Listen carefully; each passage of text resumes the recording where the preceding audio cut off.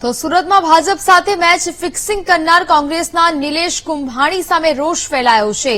ગાંધીનગરના ઉમેદવાર સોનલ પટેલનું કુંભાણીને લઈને નિવેદન સામે આવ્યું। નિલેશ કુંભાણીએ પાર્ટી સાથે ખોટું કર્યું। નિલેશ કુંભાણી સામે કોંગ્રેસ કાર્યવાહી કરશે।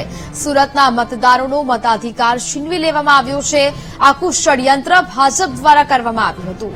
અમદાવાદ પૂર્વ બેઠક પર રોહન ગુપ્તાના એવા જ હાલ થયા। પોલીસ તંત્ર ભાજપ વતી કામ કરી રહ્યું છે।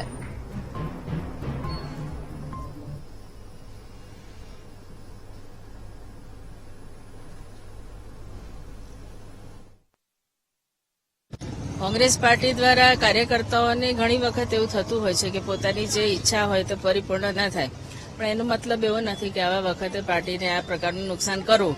પણ એના કરતા પણ વધારે ભાજપની જે જીદ છે કે અમે લોકો ગમે તેમ કરીને બિનહરીફ ચૂંટણી કરાવડાવીએ જુદી જુદી સીટ ઉપર। તમે રોહન ગુપ્તાનો પણ એપિસોડ જોયો પહેલા, બરાબર છે? તો એ લોકોએ જ આખું આ કૃત્ય કર્યું છે અને ડરથી, ધમકીથી કે લાલચથી કોઈ પણ રીતે ઉમેદવારને અને ટેકેદારોને એ લોકોએ બરાબર સાથે લીધા। અને મુખ્ય વાત એ છે કે અપક્ષ ઉમેદવારો હતા, બીજી પાર્ટીના ઉમેદવારો હતા, એ લોકોના ફોર્મ કેમ પાછા ખેંચાવી લીધા? આજે લોકોને પોતાના પ્રતિનિધિ ચૂનવાનો, આજે લોકોને વોટ આપવાનો અધિકાર ભારતીય જનતા પાર્ટીએ છીનવી લીધો છે અને આ ખૂબ જ ખરાબ વસ્તુ છે અને મને લાગે છે કે આખા દેશમાં એના પ્રત્યાઘાત બહુ ખરાબ પડે છે। સમાચાર યથાવત રહેશે।